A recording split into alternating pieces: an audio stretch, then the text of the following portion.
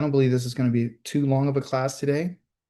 I just want to get right to what's important of what we learned this week in our reading, in our study, in our meditation. And then feel free to ask any questions that you may have. I believe this is going to be too long of a class. Okay, cool. All right. That's that. Let's go.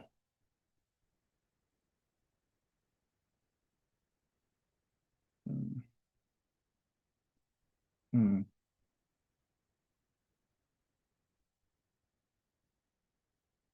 I'm going to be sharing my screen with you all here in just a moment.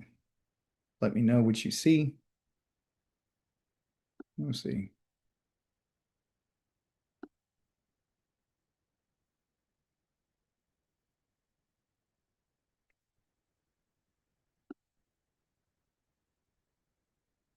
All right, get myself off the screen. Can you all see my screen? Yes. Yes. Awesome. All right. So this Torah portion this week is called Vayakhel. Okay. It's a Hebrew word. It's a compound word, and it means and he assembled. Okay. So we're going to be talking about what was assembled and how. Okay. So here's the and, which is the va right here. The ya right here is he, and the chel is assembled. Right. So in one Hebrew word, you can have three different words or a sentence, even in one word, which is amazing. That's why you don't need that many Hebrew words. You only need a few of them, and you just put them together like a puzzle, and it comes up with a phrase or a sentence. Okay, just something to let you know.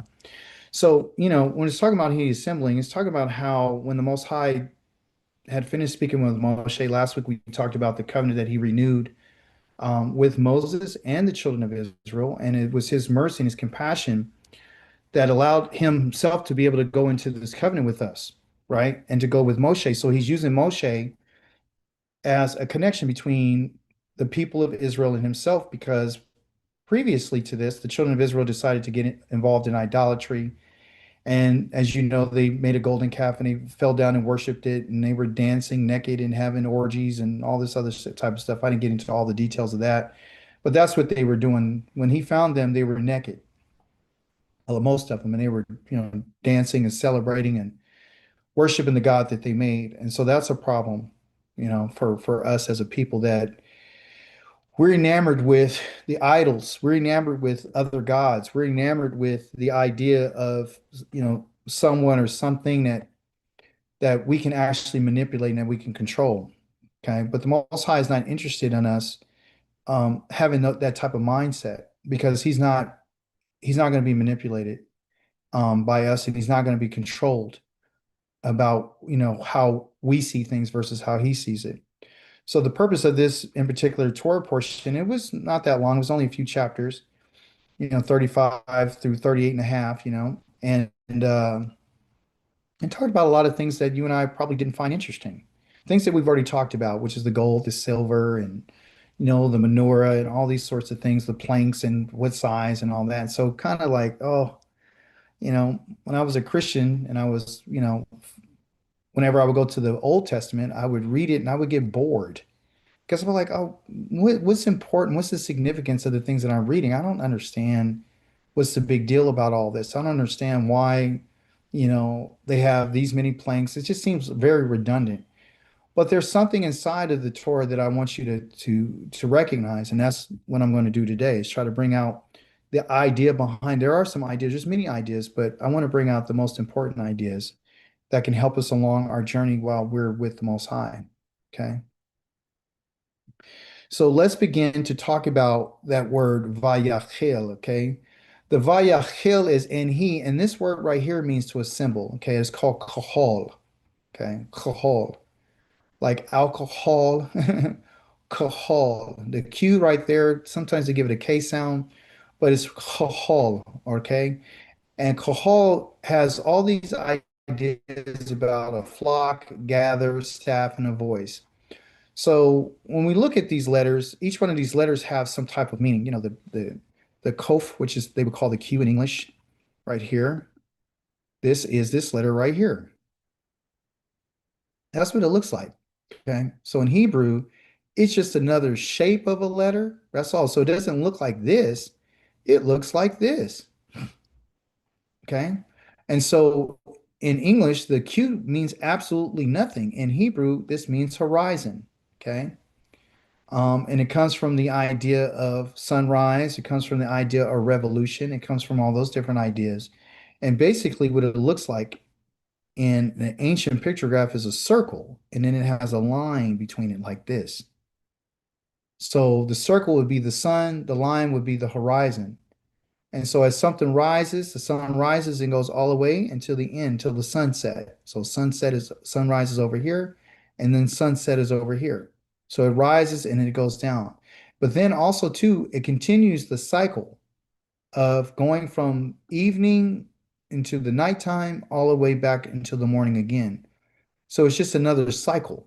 Okay. So this word right here is very cyclical in its meaning. All right. The next letter is the hey, which here in English, it looks like this letter right here. See? So this H right here in Hebrew is called a hey. It looks just like a H in English, just a little different. Up here you got a line that goes down and you got a line that comes across like that. When you look at this one right here, it's like a line that comes across like this and then a line comes down. Very similar, easy to look at. And then that means to look, and that means to behold. It means hey. So when you think about the word hey, when you're saying hey to someone, hey, look at this, hey, that means to look. So that's to look at a sight. That's what that letter means. Um, and in the ancient Hebrew, because I took the time to write out this one, this circle, which is the sun with the horizon, this one over here in the ancient pictograph is going to look like a man. Okay. It's a man. Here's his legs. Let me kind of bring it down a little bit. Here's his legs. Okay, so you can see the shape of the letter right quick, right? Here's his legs. Here's his body. And then here's his hands. And then he comes right here, and here's a head right here. So it's a man with his hands up, and he's beholding, he's looking at some great sight. Okay. So we got the sunrise, cyclical, and then we have the man who's taking a look and he got his hands up in the air. And he's like, whoa, look at this great, amazing sight. So it means behold. Okay. Those are his hands. Forgive my drawing. And in Hebrew, the next letter, which you have, is the lamed, which is the staff here. And in the ancient Hebrew, it's a picture of this, like a staff. And that's where you get your letter L right here from.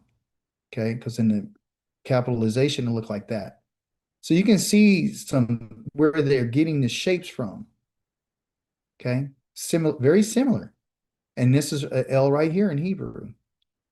Okay.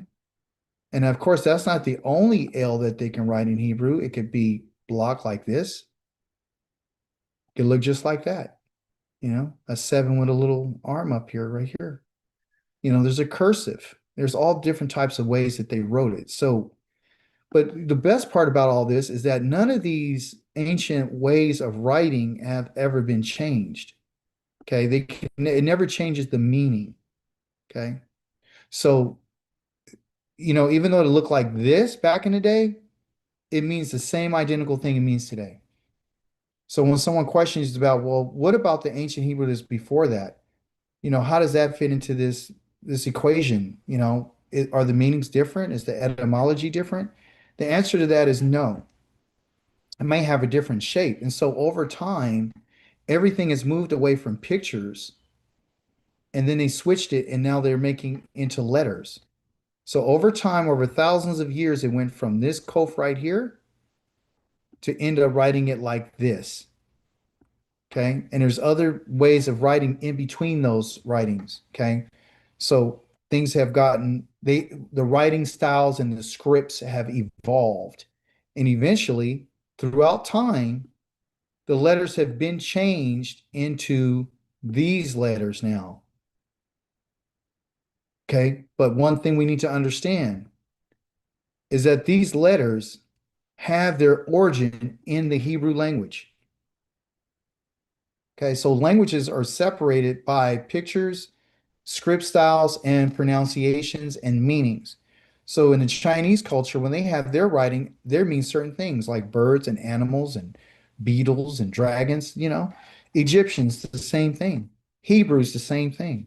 So what we're trying to do is we're trying to figure out how to recapture our culture, right? And so our culture has to do with animals, and it has to do with land, and it has to do with the heavens, and it has to do with the earth, and it has to do with everything with the water. It has to do with things that we use our five senses for.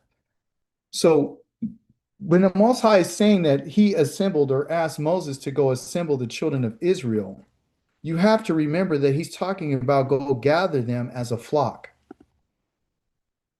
together. And you do this by the staff. And the staff in Hebrew is the authority, because that's what you use the staff for. You use the staff for authority. You use it to push or goad or guide or protect. Okay. So those are all the elements that have to do with the flock. Okay. And also, too, within this word is the idea of a voice. So when he says go gather them, when he says go vayachel, he's literally saying, I need you to use the voice. And as we know, the Most High has used Moses to talk to Pharaoh using Moshe's voice to tell Pharaoh what Yahweh has spoken. So what we want to remember is that when we're reading the Torah and we're reading about what Moses is talking about, I don't want you to think that it's Moses that's giving these commands. He's not the one that's saying these things, okay? Meaning the one who's the author of it. He's not the one that is actually the true shepherd. He's the one that Yah is using to guide his people, okay? And with that, we can have confidence. So when we're reading about what he's commanding, we won't take it like, oh, Moses is just a man like the children of Israel. They thought, what happened to Moses? Who's this man? Why should we listen to you, Aaron? Why should we listen to you? And he said, you're not rejecting me. You're not going against me. You're not testing me. You're not speaking against me. You're speaking against the Most High. See? And so they had evidence that can back up what they're talking about. Not like the preachers today that says, you can't go against me because God, I'm sent by God. I'll tell you today, you can say whatever you want about me. I'm not, the Most High is not speaking through me. He's not. Okay. And this is where you and I are getting tricked because we're thinking that, like Most High spoke to Moses, that he's speaking to other people, like in the New Testament, God speaks to us. And because God's name or the Most High is associated with it, there's a fear that comes with it that is not really true. Because you have to know who is it that we need to be listening to. So we have to listen to the Most High. That's the point that I'm making right here. The voice has to do with the Most High. Okay. It's found right in this word. So the hay disappeared. I'll go back. Let me show you right here. The hay's here. When you take that hay away, that letter, that hay sound, you take that away, you have these two letters. These two letters together, when you put them together, okay, is call, okay? And it means to gather to the staff. You say, well, what is the horizon? Like the light is gathering back to the horizon. Okay.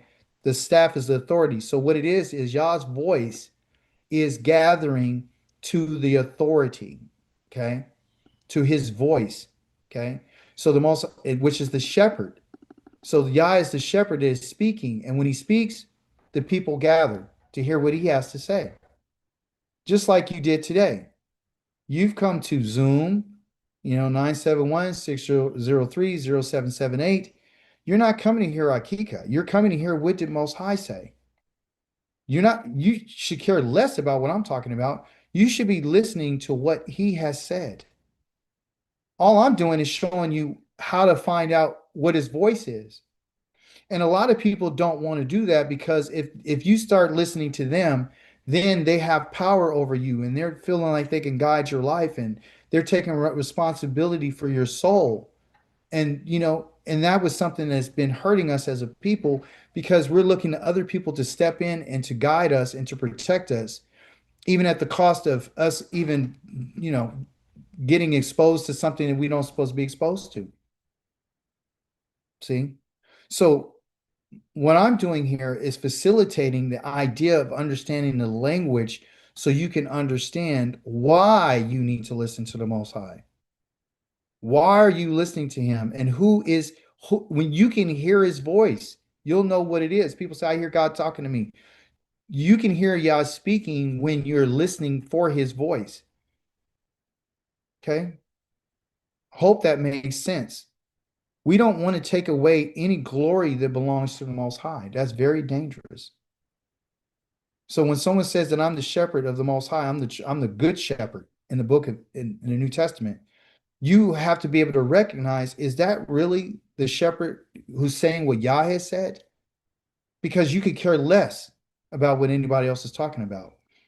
So let's verify what the Most High said. If you and I are going to be in this relationship with the Most High, we have to acknowledge that Yah is kadosh, meaning that he is set apart. And the word fearsome means venora, meaning he's very dreadful, right? It's just not he's supposed to be scared. You're supposed to dread the awesomeness and the majesty of the Most High. And so it tells us in the book of Psalms, the first and foremost point of wisdom is the fear of Yahweh. All those living by it, meaning fear, they're going to gain common sense, right? And then it says, because his praise stands forever, because of the majesty that surrounds the Most High, the set apartness around the Most High. And I've been really pressing us to understand what this word kadosh means, okay? If you and I don't have any fear, okay, meaning that we're not willing to understand the dread of Yah. See, the fear of Yah is to point you. That's what yere means. Yere means to point you into what? Into the path of Yah. Point you into the way that he said to live. So you can understand that he is Kadosh and he is dreadful. So he wants you to understand this if you and I are going to be walking on a path with him. And by living by it, by the fear of Elohim, you and I will gain that which is functional. When it talks about common sense, it's going to change the way that you think. Okay. So if you and I don't have any fear of him and we're not dreadful of his name, okay, because his name is attached to the covenant. So if you say you fear the Most High, but yet you don't know the covenant and you don't know what it is, and you're saying that you're attached to him, but you don't know what he said, then you have a problem. You don't fear the Most High. Let me help the equation. If we don't know what he said, then you and I don't fear him. Because fear has to do with instruction and it has to do with being pointed in a certain direction to instruct us, to tell us what we should be doing, the directions to go where we need to go. And also understanding where our boundaries are. We're supposed to set our boundary. We're supposed to know when we're walking with Yah, he's set apart. You and I cannot attach him to anything or anyone else.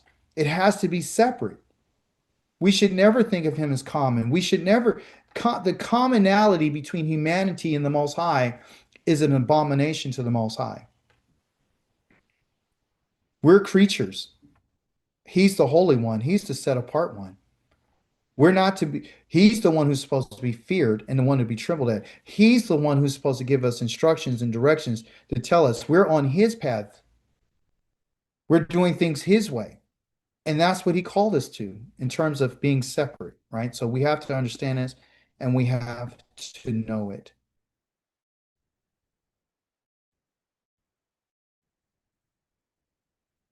Last week, I told you my way of teaching now has altered a little bit. What I want to do is take each day that we read, take something from it and discuss it. So here we have the word Yom Echad. Echad means one. Okay. In Hebrew, in Genesis, when he created the heavens and the earth, when he made the first day, it was not the Rishon, it's not a ordinal number. It is the day one. It is number one, the first day. And then every other day after that flip to an ordinal number like second, third, fourth, fifth, sixth, and seventh. But there is no first. There's only Yom Akkad. There's unity that's found in that in particular day. Okay. So this week on Yom Akkad, when you read your first part of your Torah portion, the first day, day one of reading, it told us that you're not to kindle a fire in any of your homes on Shabbat. Okay. And he also reminds us that the Shabbat is Kadosh. And he also reminds us you got 6 days. He also reminds us anybody who treats it as ordinary is supposed to be unalived, meaning they're going to be put to death. That's never going to change. Okay. But we've already discussed that over the last several weeks. And we're going to keep discussing it. But I think what we need to understand is the Most High says, I don't want any fires in your homes. And this is when he gathered the people, the children of Israel. So why did he say it? I believe he said it because the children of Israel are going to be asked to endeavor upon work. They were going to be melting down gold and they were going to be melting down silver to purify it. They were going to be melting down several things, right? Some of those metals and the bronze.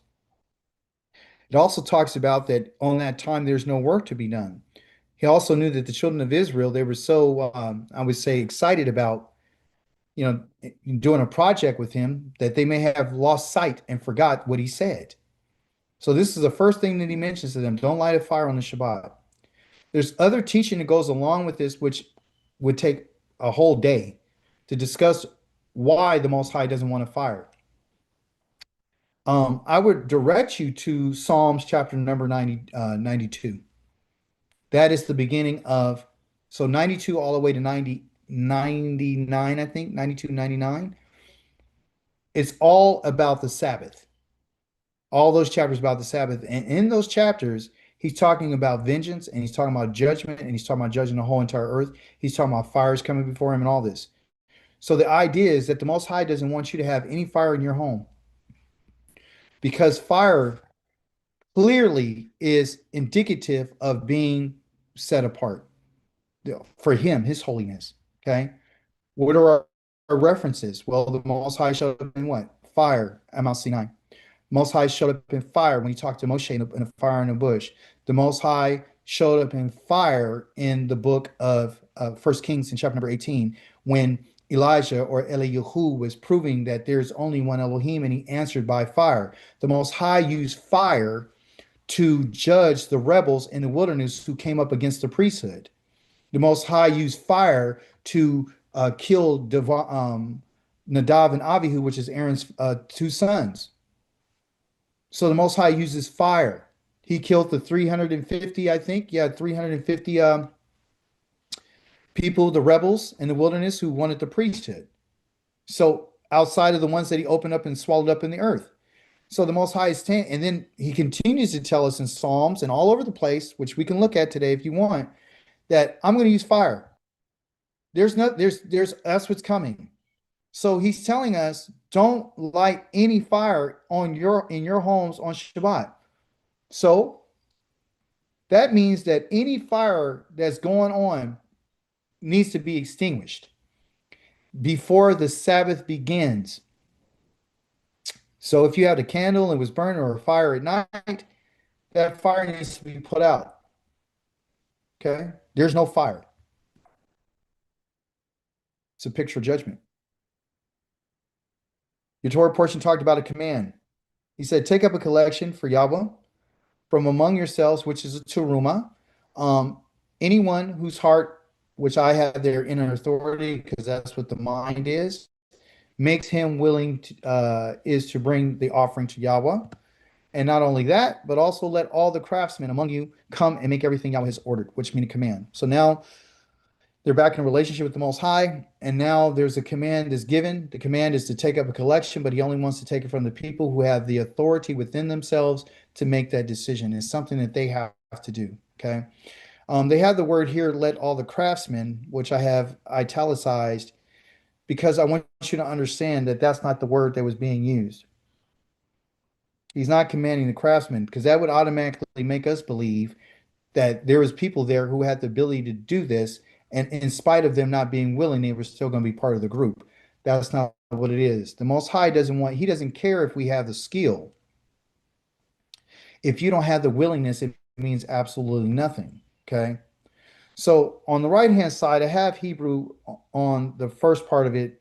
And within this sentence here, I just want to highlight a couple of areas that I noticed while reading. Okay, I have it in orange. And I'll tell you why I put it here.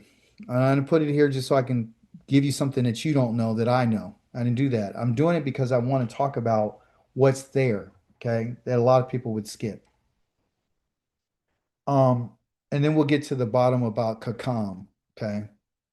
So in this first sentence right here, it has this word called Vakol Kakam Lave.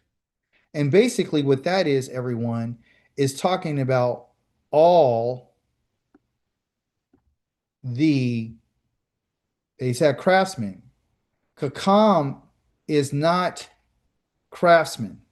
Kakam means those who are wise. Okay. They use craftsmen here. Okay. So he wants all that are wise of heart, but he's the one who gave the wisdom to the heart. So he's saying, give me all of the ones who have this type of heart. Okay. I highlighted it too because these little dashes right here that I'm highlighting right here means that this is conjunctive. In Hebrew, you can have stuff that's disassociated, it's called disconjunctive, and you have conjunctive. Conjunctive means that they go together. Okay. That means that everything goes. So when I say v'kol kakam lave, I have to say it in a way that puts all of the sounds together. Unlike the next word by bakem. Bakem is not connected to yava'u. Okay. Yava'u is not connected to ya'asu. Et, right? It's not connected. So those are not connected in any way. Those words are not connected. These words are connected. And so in Hebrew, it tells you something about the kakam, which is right here. It's telling you that the action, because in Hebrew, a word can either be an action, a verb, or it can be a noun. It could be a person, place, or thing.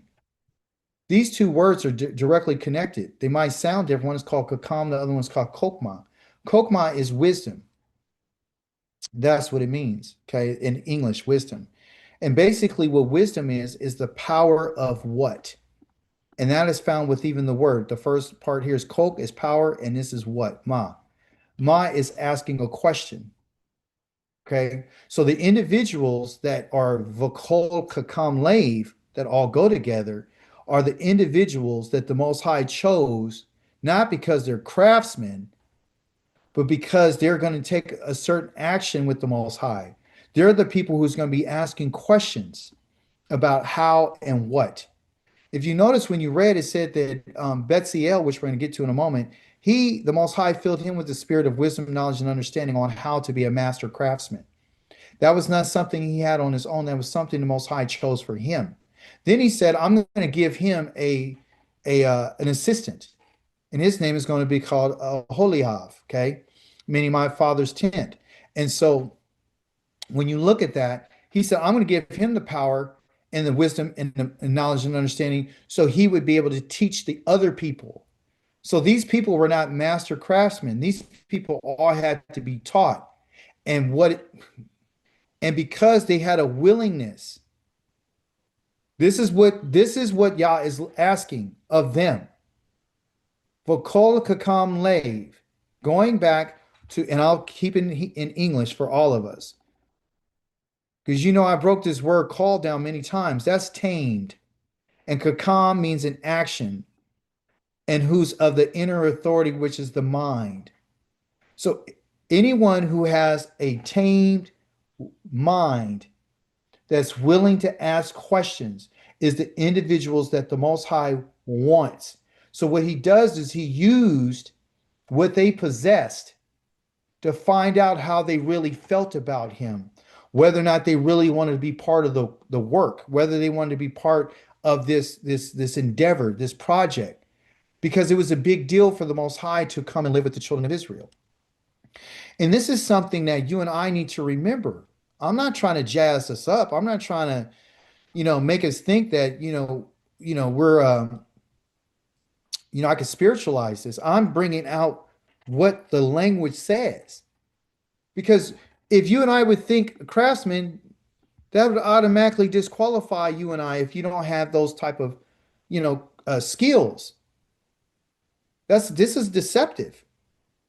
The Most High is looking for people who don't have the skills. All he's looking for is the people who have the inner authority, who have the mindset of nobility to be willing to give something to Yah. And Yah says, because those individuals, those are the they call Kakam Lave. Those are all of the ones who have the tame heart that is going to be asking questions on how do I do this? What does this mean? Like when the class started, Kelvin was asking the question, what or how? That's wise. What you and I go somewhere, we should ask more questions.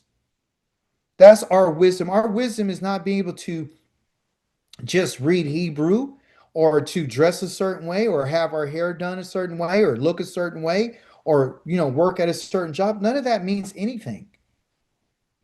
Not to the Most High. What means something to him is the individuals who would take the time to ask questions, okay? But have a willingness to be able to give in exchange of being part of what Yah's program is. And that's what you and I have. Now, if you think about it, you and I will never build the temple for the Most High that we know of. We don't see it. The individuals that he asked to do these things were the individuals because they had the willingness. Those are the ones that he gave the wisdom and the knowledge and understanding to.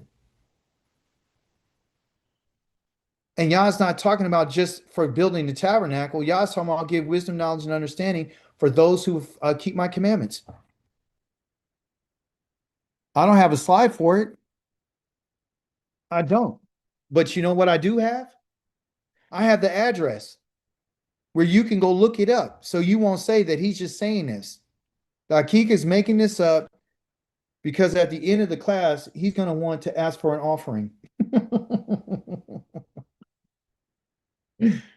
Okay. Where's my reader? Where's my reader? I'm here. There she is. Let's go to Deuteronomy chapter number 4, verse number 6. You are the one who's supposed to testify to what the Most High has said to the children of Israel. Deuteronomy 4 and 6. What is this? Deuteronomy chapter 4, verse 6. Yes.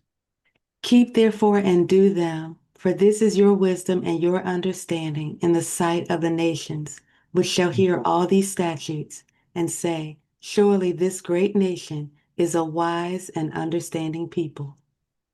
You guys hear that? That's Deuteronomy chapter number 4, verse number 6. So we get our wisdom and our understanding from the laws of Yah. So you can participate.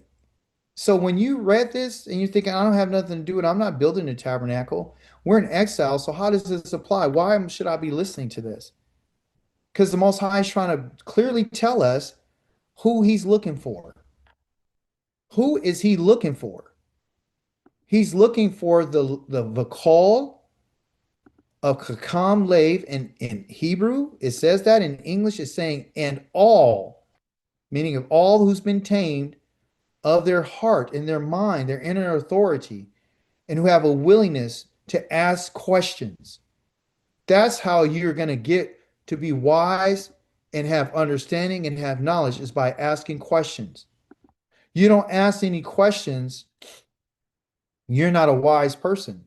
And that has been our problem because we have allowed people to tell us things. And then when you tell you to ask you the question, oh, you can't talk right now. Don't say nothing while you're being in church. No, you can ask questions here. You can try to figure this out because that's what the Most High wants you to do.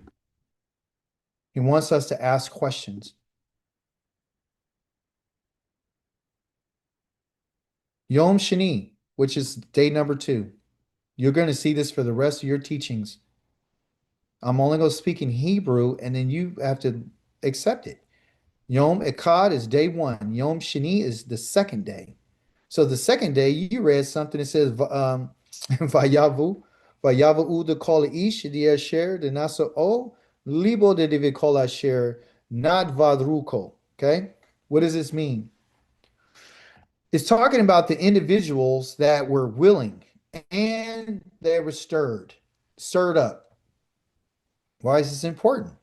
Because when you look at it, you would think that, the willing and the stirred are exactly the same, and they're not. It's telling us that and I'll explain it, and this here right here is they came. When they came, all, you see the Kalish? It's right here. All the men, right? When all the men came, speaking for the people, in which they have lifted up their hearts. Okay, the libo is their heart. Okay, when they came and they lifted up their heart, that's the stirred. Okay, so the word for lifted up or stirred is called nasa right here. And this word right here, everyone, means to be lifted up or to carry or to lift up. Okay, in the Hebrew culture, when they lift something up, they would put it on top of their head to carry it to, wherever they need to go, their destination. They just lift it up and they carry it, you know, or they carry it on their shoulder, or the women would carry the baskets on their head. So it's talking about whoever lifted up, the person who lifts this up, lift up their heart, their mind. So there were individuals that who were already willing, and there were individuals who had to be stirred from within. Because then he chops it off right here and says, and all. So I'm going to show you right here. This word right here is va, and here's kol. That means all. And all. And then he's going to tell you who it is of the willingness of a spirit. So there has some who had a willingness of their spirit, and there's other ones that had to be stirred up within themselves. And those were the individuals that were sitting on the sidelines deciding about what to do. They had to decide if they were going to be willing.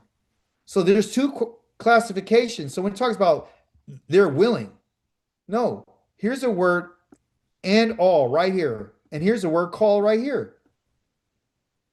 This and again is conjunctive, meaning that it's adding, it's and. That's what that vav means. It means and, A-N-D. Okay? So there's two groups of people. And you and I would never see this if we didn't know the language, if we didn't know how to read this. Okay? Also, too, you see again, this right here is telling you all the who are tamed, okay, all of who was tamed. They had to sit back and they had to consider what they were going to do. Versus the individuals, there is no makif. You see this little mark right here, like I told you right here? I'm going to draw a line to it. You see it right here? It's telling you that those individuals, right, are different than everybody on this side who are already willing of their own spirit. Okay? So there's a difference between, listen to me, the mind and the spirit. Two different things. Two, libo is different than ruko. Two different letters, two different ways. And I'm going to explain to you what spirit is so you'll understand. Okay? So the willing and the stir, well, how does that apply to us today? Because it's talking to the children of Israel when you gather them. Yah knows that there's individuals that are sitting on the sidelines trying to figure out whether or not they want to do this, how far they want to go, how much they want to give. Okay? They all possess something. They didn't all possess, everyone didn't have everything in common. So there were some people who had the tekalith, which is the blue or the lavender. There were some that had the tolat shani, which is the crimson red. There was some that not everybody had the goat's hair. Not everybody possessed the skins. No, not everyone possessed the gold. Not that some gave gold, but others didn't. Some didn't even possess the shittim wood, which they would call the acacia. But what Yah is saying is that all of you may possess something different. And he's willing to take whatever you and I are willing to give. If we only do it when we're willing. Some of us need to be stirred up. And there's some of us who are like, no, I'm good. I'm 100%. Then some of us have to convince ourselves and look at the inner authority was governing our lives. And we have to make that decision to lift it up, to be inspired. Some people need to be pushed and inspired by what themselves. No one could convince them to give more than what they were willing to give. So you don't want anybody to be, Yah's clearly telling us he doesn't want nothing from nobody that's not willing to give it freely. But he'll take it if it's something that you considered. So you're not in bad standing with the Most High because you are thinking, or because you said, I want to make a decision. I want to think about how much gold I want to give. The Most High tells us, even when he was redeeming the sons of Israel, I need a half a shekel of silver. You tell the rich, don't give more than that. You tell the poor, don't give no less than that. Is what he asked for. We learned in our Torah portion this week that, hey, they were given more than what was needed. And that's not good. Sometimes people want to give more than what's required. So what can we take from that? What is God asking from us? Is he asking for us to give everything that we're not willing to give? Or is he asking us to give what you're willing to give? If we don't want to give him our time, that's fine. Either way, give him what you are willing to give to him. Don't serve Yah or be in a relationship with Yah, better said, when you're not willing to give him that. Don't act like you're being held hostage because you feel like, oh, I feel guilty, I should be praying. I feel guilty, I'm supposed to be reading. No, this is your life. Just like he gave them the gold, the silver, and the precious stones and all the clothing, he gives you whatever he wants you to have. But he doesn't expect you to give that to him if you don't want to give it to him. Because he doesn't need it.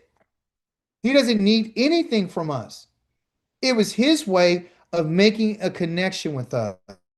It was his way to teach the children of Israel. It's his way right now to say, guess what? If you're willing, I'll accept that. Some of you need to be stirred. I'll accept that only if it's willing. But you have the opportunity to think about it. That's what we learned on Yom Shani. One other aspect of Yom Shani, which is the second day, is Isha Vaisha. Ish Vaisha. Ish in Hebrew means man. Va means and Isha means feminine. Okay, Isha. Okay, I forgot the hey on the end. Forgive me. Put it up here and forget it's a H on the end of that. Isha. Okay, Isha. So I have it written in Hebrew. Here's the Ish. Here's the Isha. And then I put a very special word right here. It's called Aish. Okay. So when you look at all of these words, this first word, Aish, is fire. This Ish means man, and Isha is woman. Okay. They all share two letters. Okay. So let me show you the letters so you're looking at it. There's an aleph in fire. There's an aleph in man. There's an aleph in woman, a wife. Okay. There's a sheen in fire, there's a sheen in man, and there's a sheen in Isha and a wife. So they all got this in common, all of them. Okay. Then the man, he has a yod, and the female, she has a hey, the ah. So she's recognized by her ah, meaning her femininity. This ah right here, connected to this letter. If I make it a little bit larger right here for you on the side, you can see it. This is what it looks like. That's attached to Isha. Okay. So this right here is the femininity of a man. Ah. So a man is sh, and she's Isha. She's the ah. Okay. That's her femininity. Okay. She even has this E like he does. Same. Okay. But you know what's interesting? They share the same root with fire. Okay. That fire is in a man, and that same fire is in a Isha, in a woman. That same flame. Okay. That is what you would call the spark of life. Okay. That's what the Most High has given us. We are able to share the fire. Okay. When he talks about fire, and he's talking about a man, he's talking about a woman, they share the same root. Okay. So when you look at what was said, it says every man, every Ish, and every Isha of the people of Israel whose heart impelled him to contribute to any of the work Yahweh had ordered through Moshe. He ordered it through Moshe, brought it to Yahweh, not to Moshe. They brought it to Yahweh as a voluntary terumah, meaning an offering that was lifted up to the Most High. So their flame was, one would say, hot enough, or they had a desire that caused them to want to do this. It's their spark. See? So Yah is letting us know that if we were to approach him, right, we have to approach him with desire. You and I can't get close to Yah unless you feel impelled to be next to him. He doesn't want people just to be next to him because they feel I'm just next to you. It's like being in a relationship with somebody. I'm in this relationship because I'm in this relationship.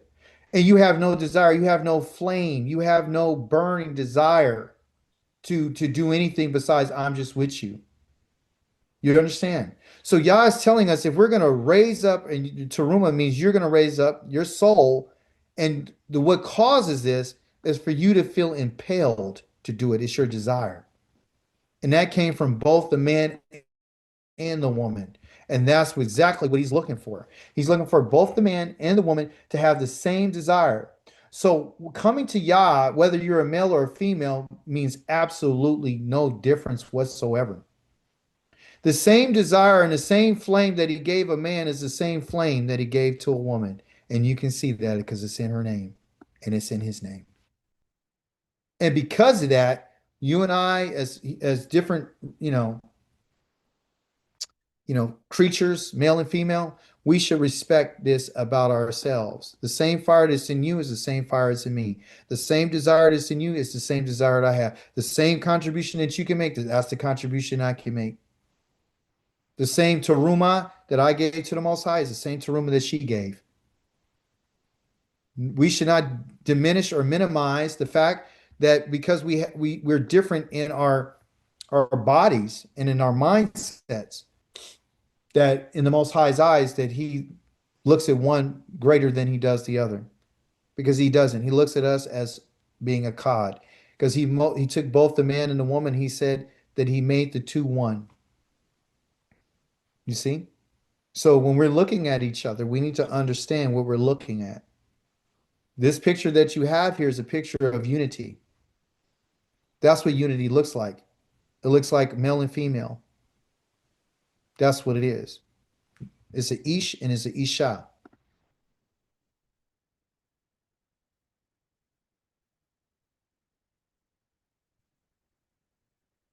Going on to Yom Shilishi. You can write this down. That is the third day. And basically talks about Betsael. And Betsael's name, very simply, means in, and this Zal means the shadow of El. This word Saul is an image or a shadow of an image of El. Okay. And so that's what his name means. And his father's name was Uri. He was meaning my light. And then his other father's name was Kur. Right. So his father and grandfather, he said he's filled him with the spirit of Elohim, with wisdom, understanding, and knowledge concerning every kind of artisanry. Okay. So what are we talking about? Why was he mentioned? Well, the Most High hand-picked him, and he filled him with the spirit of Elohim, wisdom, understanding, and knowledge, which is different from that which we just read in Deuteronomy chapter number 4, verse number 6. Okay. So this wisdom, understanding, and knowledge is different because this is some of the aspects of Yah's spirit that's more specifically has to do with creating something and making something in the images and in the likeness and the shadows of what he was told. Okay. But we've gotten so comfortable now that you and I are going around, or we're going around telling everyone that we're filled with the Spirit of God. and that you and I are filled with the wisdom, the knowledge, and the understanding that's a different one than the one that's mentioned in Deuteronomy chapter number 4, verse number 6. It's because we haven't been told that there's some differences. And I want to share with you what it really means to be filled with the spirit of Elohim outside of the wisdom, knowledge, and understanding, or the wisdom, understanding, and knowledge that has to do with making the articles for the tabernacle. So if we were to be honest, can any individual today that we give gold, silver, stones, turn around and replicate what was made then? Since people say they're filled with the spirit of Elohim, I guarantee you nobody on this earth right now can make what was made. So that tells us something about the Most High, that his spirit that he gave to him was very exquisite and it was different. He made him a master of the gold. He made him a master of the silver. He made him a master of the fire that was going to be used to give the temperature so it wouldn't be burned. He made him a master of the wood. He made him a master of the filigree. He made him a master of the stones. He made him the master. We don't have that spirit. And so we don't need to deceive ourselves and act as if that's the case because it's not. We're talking real talk right now, okay? Because it says concerning the things that are what? That have to do with him making every kind of artisanry, okay? What is the things that have to do with artisans, okay? The craftsmen, okay? That's what he gave him. The word spirit is the word called ruach, okay? Which means wind, breath, or spirit. This is the definition. Reading from the right to the left, because in Hebrew, everything goes from here all the way down this way. Okay. When you're in English, you read this way. In Hebrew, it's this way. It's the complete opposite. Okay. So let's break down this word in the most simplest terms. It's called ruach. Okay. I have two different not pronunciations, but two different transliterations. Okay. So this right here is the ru. So this, I want you to remember, it could be ru, which is the way it's written, or if you're transliterating it and you just want to remember how to say it, it's just ru, like kangaroo, ruach, and this is called ruach. Same, okay. It's a wind, the breath, and the spirit. It consists of three letters. The R in Hebrew is right here. Okay. The English, this U right here is this vowel right here. And this ak right here is this right here, the wall. Okay. So ruach be, is to be understood as the head, the tent peg, and the wall. So what are you supposed to do? Put your head against the wall and then slam it through with a tent peg? No. So how are we to understand this? Well, culturally, we can look at the ideas of a head, a tent peg, and a wall, and then we can understand, right, how this what it's supposed to mean, right? But this has to do with wind, it has to do with breath, and it has to do with spirit. So how do you get head, tent peg, and a wall? These areas, these are things that are, that are not abstract. That's not abstract. You know exactly when I say wall, you know what it is. I say tent peg. You know what that is. This looks like a tent peg. You take it, you put it in the ground, and you nail it right here so you can, put it into the ground and secure something. Okay. That's why it's used over 53,000 times in the Hebrew language because it's being used as a tent peg to connect. And of course, in grammar, it means and. That's why you see it 53,000 times because it's always connecting a one word to a next or another letter to a next. Okay. And so here is being used as a vowel, and we'll get to that in a second. So, how can you reconcile wind, breath, and spirit? Because they all sound pretty close, the wind, the breath, the spirit. Are we talking about a spiritual wind? No. Are we talking about a spiritual breath? No. No, we're not. These are all real things that you feel, that you can smell. You understand that you can taste if something's on it. So the challenge for us would be how do I connect the idea of a head, the idea of a tent peg, an idea of a wall to something that's not on the earth? In terms, when I say on the earth, I mean physically on the ground. Okay. The idea of the wind, the breath, and the spirit is coming from the idea of, and I'll change it right here so you can see it,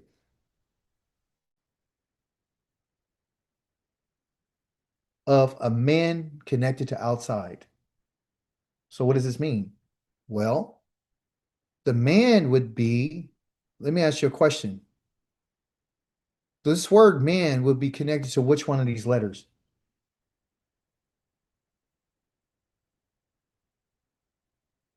The One of rest, the resh, because that is in Hebrew the head of a man. If I put a forehead on him right here, come down, here's the eyes, and then I put a nose on him, and in the mouth, that'd be the head of a man. That's where they came with this letter. Because initially in Hebrew, it looks like the head of a man. Do you see what I just did right there? Okay. That is the head of a man. So absolutely correct. So that's the resh. Connected. Which one of these letters would we use to be mean connect? To connect something.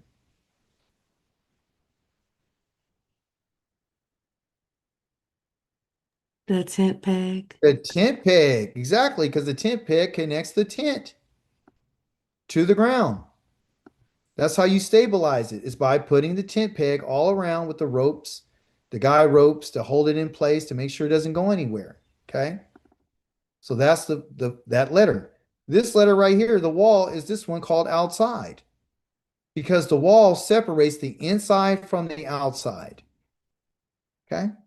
So the man who's connected to outside. So the man that's connected outside is the one who is what? He is the one that is breathing. He's the one that could be in the heat of the sun. In the Hebrew, rock right here, or excuse me, reverse it, it could be this word, kar. If I reverse those letters and just put the ket first in this letter resh, that means anger. That means heat from outside, from the sun. Okay. That means anger in Hebrew.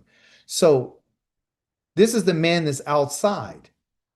That's what this means. And so the man that's outside is the man that is hitting the wind is hitting his face. He's the man that's outside, he's breathing.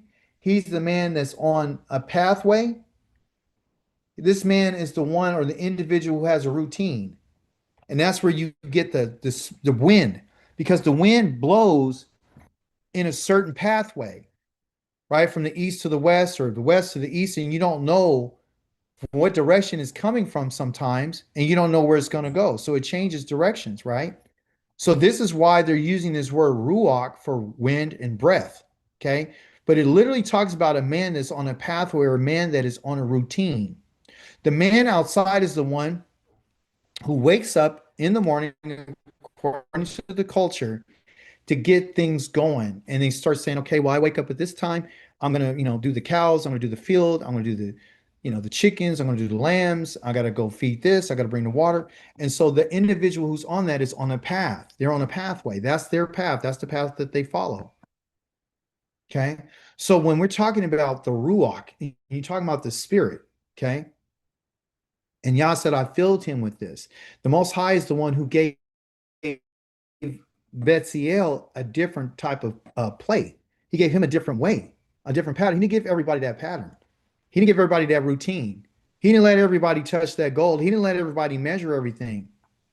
It was a group project, but individuals were working together in order to bring it about. But he chose only one individual to do that. You understand? So, how does this resonate with us? Well, when we say that you and I do have when we do have breath, and you do have your routine, and you should know what your routine is based upon what path you're on. So if you and I are saying or we're claiming that we're walking, we're breathing, and there's certain, there's wind that we're receiving to cause us to breathe. We have the breath of life. You're going to have a pattern that's different. You're on a whole nother pathway. That's your spirit. So remember, he said the person who has a willing spirit is the person who's different. They're on a different path than the people who don't want to be willing. They respond differently. You see, so the Most High is not trying to force anybody to come onto this path, or he's not trying to, like you said, Caleb had a different type of spirit about him. That means he did things differently. And that was okay. And sometimes when we're doing things differently, it sets us apart and you feel bad because you're not like everyone else. You're on a different path. You know what I mean? All of our paths are different in a sense that, for our personal lives. That's what I'm talking about. I eat before, a certain time. I got to eat like 6 hours before the sun goes down. I go to bed early. Everyone else doesn't do that. I wake up early. Not everybody does that. I have a routine. You have a routine. Our routines are different. So the way that I'm breathing, the way that I'm moving, the way that my routine is, the path that I'm on is my path for my personal life. But then you have the path that you and I, even though we're on our own path in that routine, you have to make sure that you're on Yah's path. You got to make sure that your pathway aligns up to what his path is. So the beauty of this is that you're able to have your own personal way about you, and you can still be on Yah's path, just as long as you don't go outside of it. So that's what he's given to us. So the shepherd doesn't make the sheep. He sends them on their path, but when they get to the destination, he doesn't say, "Okay, you stay over here." He doesn't do that. He lets them roam. He lets them eat. He lets them see. So he's a good shepherd, right? So when we're on his path, there are some restrictions from us to not to get hurt, but you still have your own autonomy. You still get to choose. You still get to give. You still get to be willing on your own. It's not forced. You understand? So those are the ideas that surround the spirit. Okay. So, but these people are claiming that they have the spirit of God. And let's find out if that's true.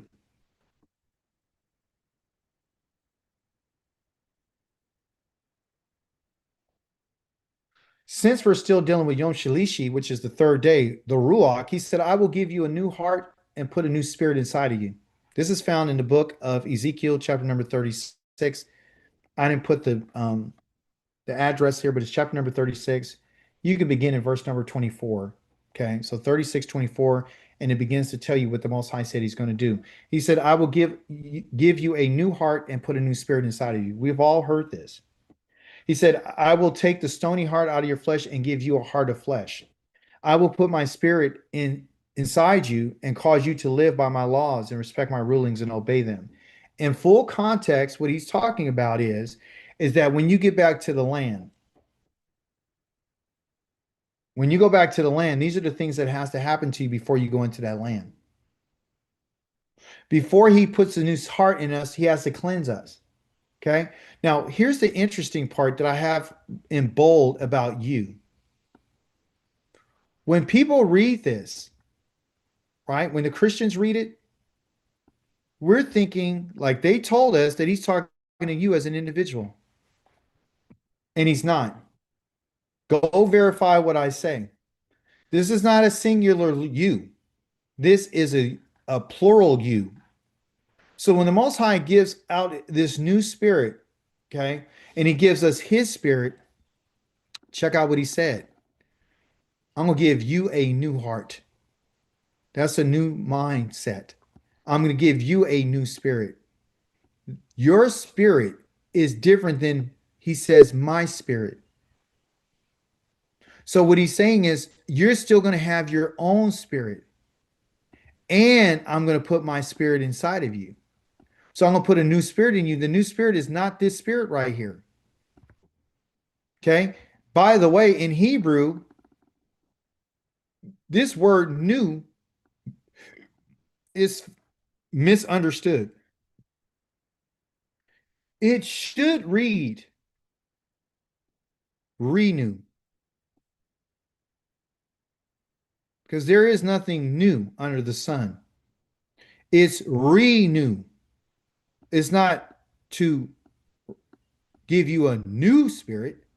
I'm going to renew the spirit. Okay. Now, in Hebrew, the word for renew is called kadosh. Okay.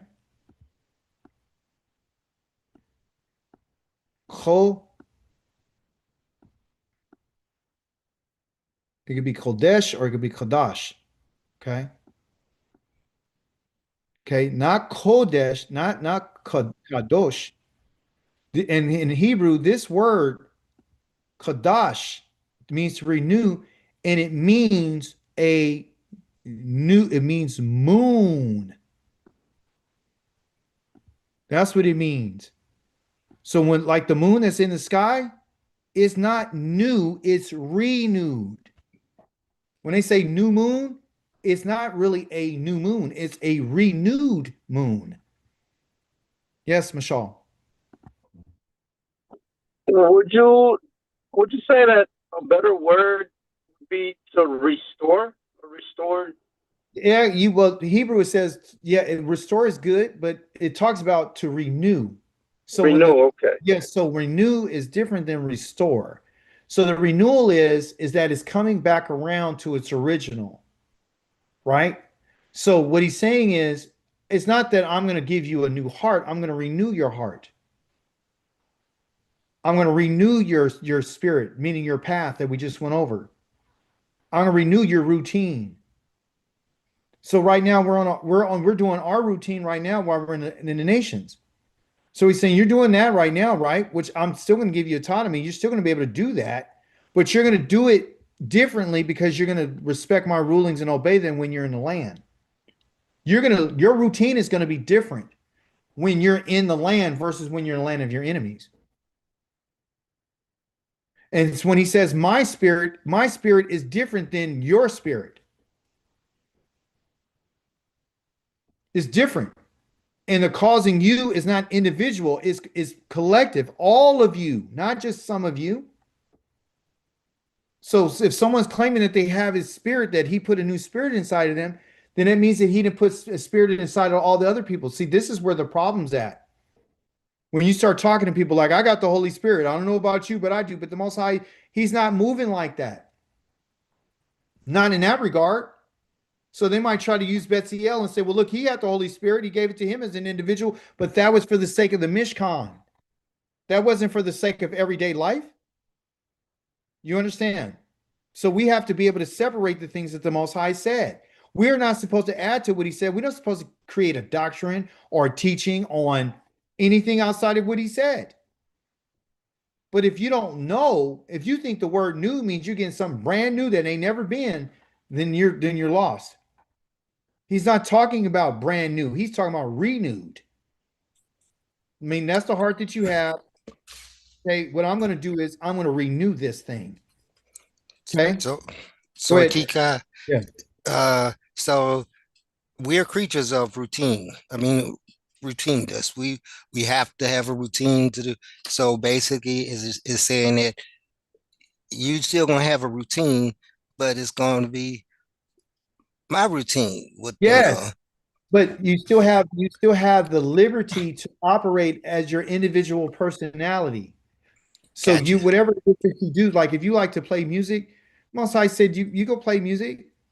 If you like to cook, that's what you do. That's your routine. If you like to, some people don't like to get, everyone's not going to get up at the same time. We're not a whole bunch of robots. So he's saying you have a routine right now. Well, when you get back, I got to cleanse you, and then I'm going to change some things about you. And then after I change the inner of you, then I'm going to give you my spirit, and I'm going to cause you all together, all of you, not some of you, all of you to live by my laws and respect my rulings and obey them. So even though we have his spirit when we get to the land, we're going to be able to keep the laws, the statutes, and the commandments the way that they were prescribed, irregardless to how we raise our children and our families. You're still going to have to deal with stuff. It's not a magical Christian, holy, you're walking around and you're not going to ever experience, death. You ain't going to ever experience getting sick. You're never going to experience anything. That's a lie. You're not going to experience having children anymore. None of those things. You're not going to experience why we ain't going to have to work. You're going to have to do something. That's why the Most High created us. If I'm going to give you lands and he's going to say, I'm going to give you lands and I'm going to give you vineyards and I'm going to give you this, you're going to rejoice. You're still going to be doing those things.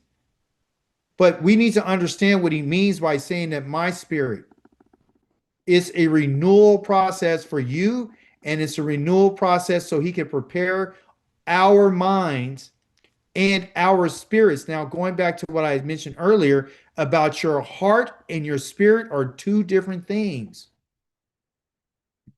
Two different things. Your mind, your lave, your mind is your inner authority. Your spirit is your routine. Your routine is not determined by, you know, uh, saying, for example, whatever your mind is, in a sense, like, hey, my authority. You can't apply your authority to how you do regular things during the day. There's things that you're just going to do. So the spirit of you is how you move. Okay. Your heart of you and your mind of you is how do you react to, you know, different things.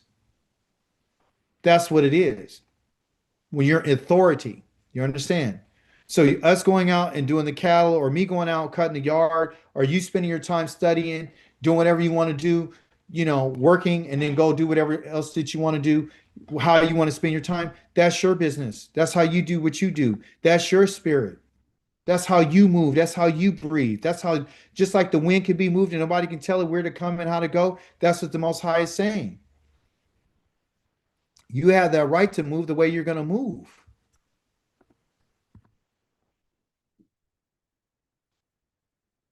Yom Revi'i is the fourth day of the week. Now he says that, hey, he made 50 fasteners of gold, coupled the sheets with each other in fasteners. And so the tabernacle was formed into a single unit. I have it there italicized to let you know that's what we're going to be discussing. He'd made the 50 fasteners of bronze. He has fasteners of gold. He has fasteners of bronze, you know, showing the difference between the majestic, which is Yah's Holy of Holies, and the bronze, which deals with humanity. And he says, join them together. But he didn't join the gold sheets or the gold with the bronze. They're completely different. One is for the tabernacle, the other one is for the courtyard. Okay. And but the bottom line is you can see whether it is in the tabernacle or whether or not it's outside in the courtyard, it still had the same idea, which is everything needs to be joined and formed and brought together as a single unit. So that is the main idea that's supposed to be found in Yom Revi'i that you read about. So let's talk a little bit about that. That word that was used there as single unit is the word echad.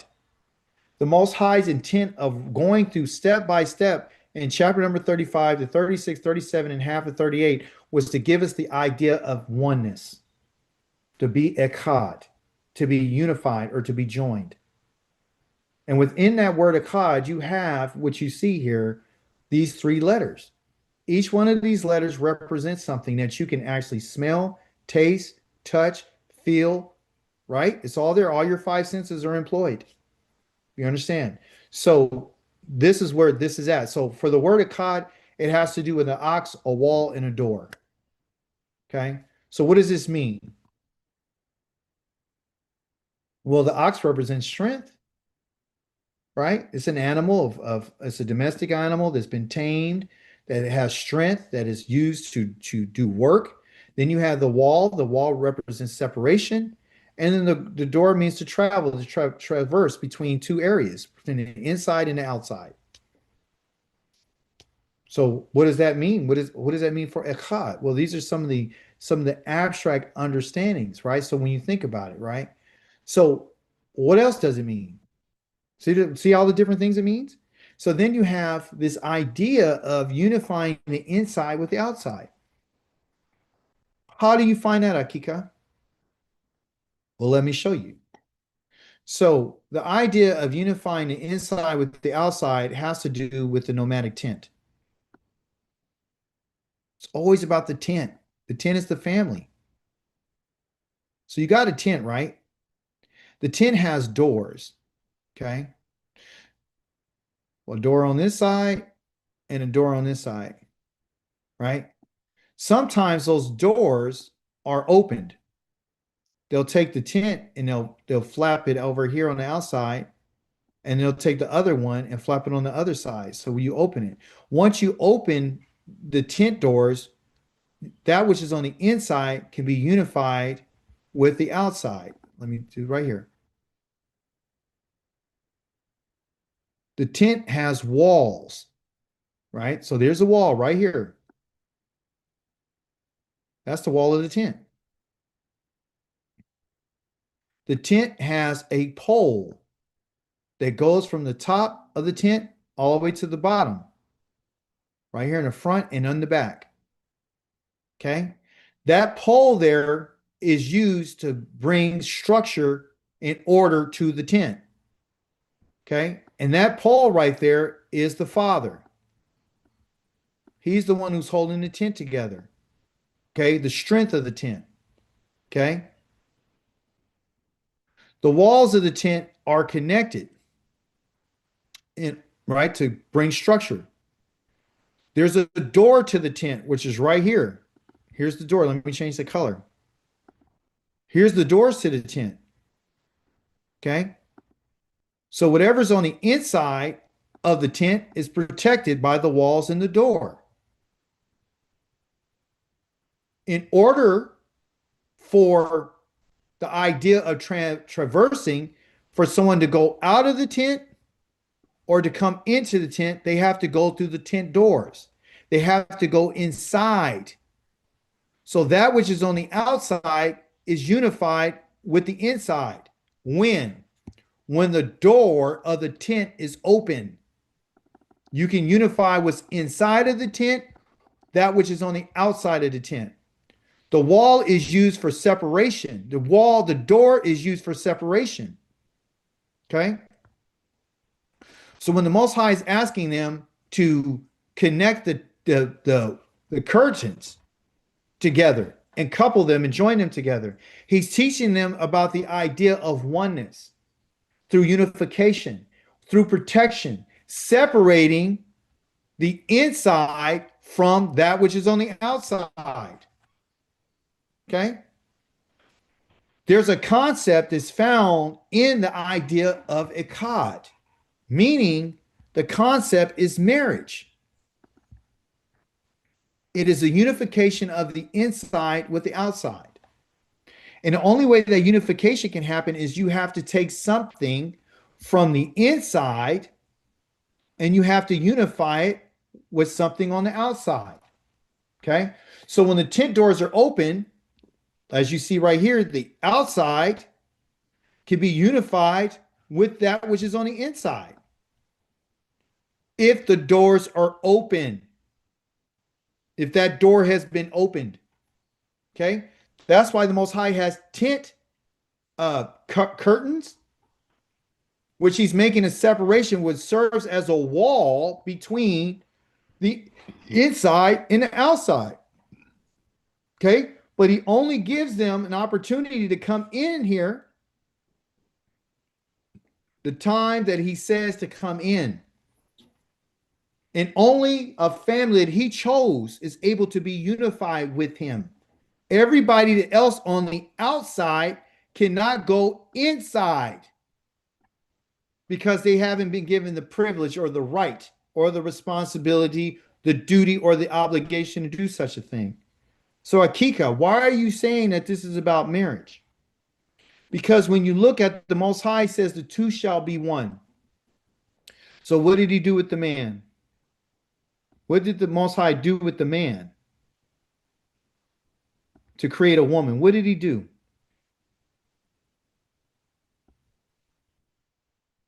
The Most High took from the man a what? Yeah, he took a rib. He took a rib. Where did he get the rib? Did he get the rib on the outside of the man or did he get the rib from the inside of the man? Inside. So he took something from inside and then he created something on the outside of the man. So he took something from the man. So he had to what? Open him up to take something out from inside to bring it outside. Once he took her from outside, he took her and he made her into a woman. So he took and made from the man, then he created an Isha. And then he said the two shall be what? One. The two shall be one. They should be joined together. And the reason why he said this is bone of my bone and flesh of my flesh, they are one. Now, we're all adults. How do you know that a man is a man and how do you know a woman is a woman? They carry different genders. They're different genders. So tell me something, Mashal. When a man is unified with his wife, does he have to go inside of her? Yes, sir. So when he goes inside of her, he's uniting with her. Yes. Correct? That's the Correct. moment that they become one. When the children of Israel have to unite with Yah, what do they have to do? They have to go inside of the tabernacle. So the Most High chose one family to represent the whole nation of Israel. Or if I can say, you can see this concept play out in everything in life, right? When you have to put gas in your car, you have to put the nozzle in the hole. If you want to power your TV, you gotta plug it in to the wall. So there's a male and female duality playing out. Yes, absolutely.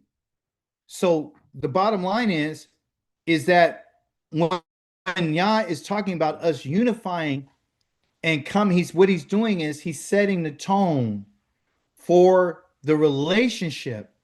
So when he tells us that I want you to keep the Sabbath, right? This is the time when the Most High decides to be with his wife. This is the time that he decides to be with us on an intimate level. Okay.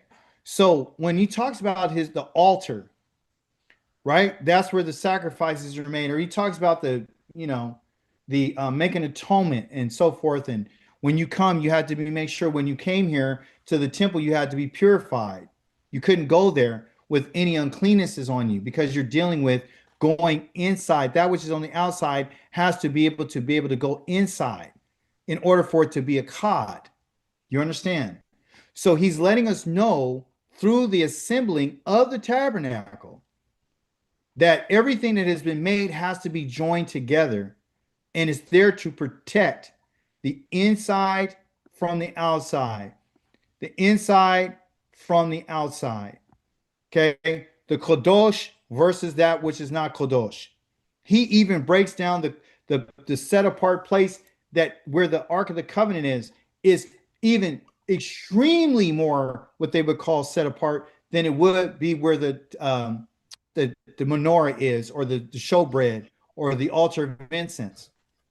So there's different levels of going in. You understand? But ultimately, the idea of oneness is where we're at. You have a So question? Akika, yeah. Yes. So he used the family of Lewi only. I mean, they were the only ones that were able to actually serve as the connection Yes. in that respect. Everybody else, we can't do that, but it was like only this specific family has to, make that connection, join in. Yes. Yes. So think about, okay, so the word Levi, okay? Let me show you in Hebrew. So this is the tribe that the Most High chose. His name is spelled El and then a Va and then a Yod. Okay. So and his name means join. They're how you join. That's what his name. If you look at the word Lewi, it means to join. And it was given by his mother because she said, now my husband will be joined to me because of him, because she had him and said, now my husband will be joined to me because I gave him a second son. So Yah has turned around and used this son of Jacob to join the children of Israel to the Most High. They're the connection. So it's not like Lewi is just, hey, we are just the ones he's concerned with. No, Yah is using them as a family to join the children of Israel between the Most High and themselves, because the Most High is Kadosh. That's why he put, Kadosh to Yahweh on the plate of Aaron's of his plate that's on his turban, to say that you are the one that I anointed to come before me. Okay. So the only ones who can go before the Most High in this method, in this way, is this family of Lewi. Okay, out of that in particular, out of Aaron's family, and then you got the Leviim, which are the ones who carry everything, and they're still kadosh, but on another level. They're not able to go in a fashion, otherwise they would be put to death. So we got So to see. that's Yeah, good. so so that's why they got to be washed, anointed, Yeah, special clothing, special yeah, hat. Everything everything, got to everything. be. I got you. I got Even their daughters, their wives, everybody got to be different. So he's saying that, okay, I'll let that family approach me, right? And they're going to be the intermediators between me and you, because that's how kadosh is. So instead of him, so when we talk about he's going to make all of us kadosh, there's still another level. You and I are never going to be able, not unless you're from that family, you're not going to be able to go into the tabernacle and go to the altar of the Most High. You're not going to be able to go serve him in that manner. So we can forget that. If you're not part of that family, Levi's family, you're never going into that tabernacle. Never. So let's get that idea out of our mind. Yes, Michelle. I just wanted to make reference to Lewi's name as to, he received that name from his mother because his mother thought with his birth that now Jacob would be joined to her. Yes, absolutely. Okay. So that's the idea, everyone. Yes, Elder Bill Azania. I just wanted to say, it's just like Toda for the Torah and like your emphasis. I mean, since I've been coming to your teachings, it's been years now. You've always you always like just like really edified Torah, where it talks about the set apartness of Levi. Because before then I was one of those people that would say, oh, I think I'm from the tribe of Levi. Let me just, when I changed my name, let me just say that I'm Levi and stuff like that. And I completely stopped all of that. You know what I mean? After really studying the Torah and hearing what you have to say, and just seeing the exactness and the set apartness that's prescribed for the Levites, and what happens if you try to approach the Most High. Thank Um, you. yeah, when you're not. Yes, I loved totally. it what you said. Yeah, you said if you try to approach him. Do you not know that's the reason why he called the people who did that rebels? Because what they wanted to do was to circumvent what he said. Like, we're all Yahweh's people. We're all holy. And he's saying, no, no, no, no, no, no, no, you're not. That'll get you killed. So I had to back away. I at one time called myself a Kohanim because that's what the people I was going to their congregation and said, we're Kohanim. And at that point, I was new and I was like, okay, well, I teach, so I guess I am. No, no, no, no. I started reading and it said, if you anybody that puts their hands to this work and they're not authorized, you're going to be put to death. No question asked. That's it. Okay. So I fear Yah. So that's why I'm direct to say, no, no, no, no. We better be careful. Okay. So here, the idea of a Akkad, everyone, is that that's what the Most High wanted to show us in your reading about this. Okay. That he's unifying the inside with the outside, but in the method and the manner that he wants to be done. And there's protection in there in this. Okay. Also, too, before I continue, these two letters right here is where you find the idea of a brother or a sister. If I put a coat, then that would be a sister. Okay, this is Ak, that's a brother. So a brother is a strong, what's the ox? Strong wall of protection. A sister is a strong wall of protection. Okay, so even our relationships have the idea of a Chad in it. We have to be one. You understand? And sometimes that may be difficult because we all think differently. But the Torah is supposed to help manage that, like not to, he gives us the liberty to make decisions and to do what's right and what's wrong. So when we're right, you're right. If you're wrong, you're wrong. There's always going to be a claimant and a defendant. There's always going to be the guilty and the righteous. So we have to make sure that we're on the right side of things and say, okay, do I stand with that which is right or do I stand with that which is wrong? So that's what brothers and sisters are supposed to do. We're supposed to be able to make that determination. And the whole idea of everything is about unity and it's about being unified. So Akkad is a big part of this in particular Torah portion, okay, to be assembled.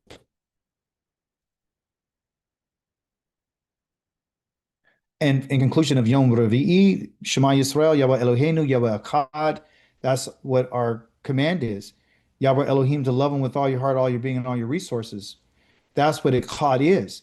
So Yah is joining us to him and saying that he's Echad. So he's the strong wall. Yes. Yah is the one who unifies the inside with the outside. Yes. Yah found a way to join us to him. Yes. Through who? Through the priests, through their teachings of Moshe. He's found a way to be, you can be unified with Yah, and you don't have to be thinking that you have to be next and close to him in order to be unified with him. Because he's using his teachings as a way to be intimate with us. He's using the altar. So right now it talks about when you guys are in your exile, you can read this in the book of Hosea. I don't have a slide for it, but it says that I'm going to start wooing her. Yah is loving. He's like, I'm going to start wooing her. Wooing means I'm going to start getting at her. I'm going to start putting some talking to her. And I'm going to start saying things to her to get her to change her mind about how she felt and what she's doing. Because I know I was mad at her. Go read it for yourself. He's mad because we've been cheating and committing adultery and all this. And now he's saying, I'm going to start wooing her back to me. And that is, I'm going to find a way to unify her back to me. But now we're going to find out whether or not she's going to listen. If you want to be unified with the Most High, you're going to have to do what he says. We're going to have to love Yah with all of our heart. And that goes back to that relationship. That's how Yah has intercourse with us, is through the temple. The altar is the bed. Do you understand? That's how he has it with the nation. That's why he says, I revealed myself to you and only you. That's what he's talking about. He's not talking about a physical body. He's telling you the idea and the concepts that's behind the human body. You're made in the image that was likeness, so he can teach us. He teaches us through the animals. He's teaching us through the sacrifices. He's teaching us through the offerings. He's teaching us through the gathering and the building the tabernacle. That wasn't just to build the tabernacle for him. He didn't need us to do that. He could have did it himself, but he didn't. He said, I want them to participate in this so I can teach them. He's teaching them about unification. There's a word that I didn't want to go over called kavar. Kavar means to be unified and to be joined. Another idea that's behind it, meaning friendship and alliance, dependability. That's all in there. So he's teaching us through the Torah about what the main ideas were. What was made out of single by itself? What was also echad? Did not Betziel and them make the menorah out of one piece? The word echad is right there. Did he not make the horns on top of the incense altar of one piece? It's right there. The word echad is right there. Did he not make the lid of the on the Ark of the Covenant, the lid on it with the cherubim on it? Did he not make that of all of one piece? That word is echad right there. It's all echad. He joins the curtains together. Is that not? He said, join them so they become echad. Do the goat hair together. Put them to make that echad. Put the curtains and hang them so it could be echad. Go ahead and put the poles that holds up the wall so you can bring stability so the unit could be echad. That's the idea behind everything. Yom Kamishi, on the fifth day that you read, all it talked about is what he made, he worked, and what it means to what he would do, which is Betziel. When he had the spirit of Elohim, the wisdom and the understanding and knowledge to accomplish what the Most High wanted him to do, he made everything he was commanded. He worked everything the Most High wanted him to do. That is a learning lesson for us. That's an opportunity for us to sit back and look at what he made. Look at what he did. And look at what you can do. You and I might not be able to make the menorah. We may not be able to, design the cherubim because the Most High hasn't given us the spirit to be able to do that. But what we can do, it's about doing. That word asad was used like, I don't know. I don't want to say how many times because I didn't count them, but I know it's prevalent. Okay. And I know when he's talking about asad, meaning to make or to work or to do, that was all in that in particular day on the fifth day. So that's what he was doing. So it serves as a teaching example to us about what you and I, when the Most High gives us something to do, we should do it. I don't need to be Betziel. I don't need to be a Haron. I don't need to be mad because he gave them his spirit to do it and I wasn't there. I don't need to be upset because I wasn't the one chosen to enter the tabernacle. I not need to be upset, whatever tribe I'm from. Why? Because whatever he gave me to do, that's what I should do. Whatever I give is because I want to give it. Do you understand? So that's where we're at. So we don't need to look at what Solomon did and how he lived. You don't need to be jealous of that. We don't need to look at the former days and wish that it was like how it was back then. We have to look at where we are now and where we're going. That's what you and I need to do.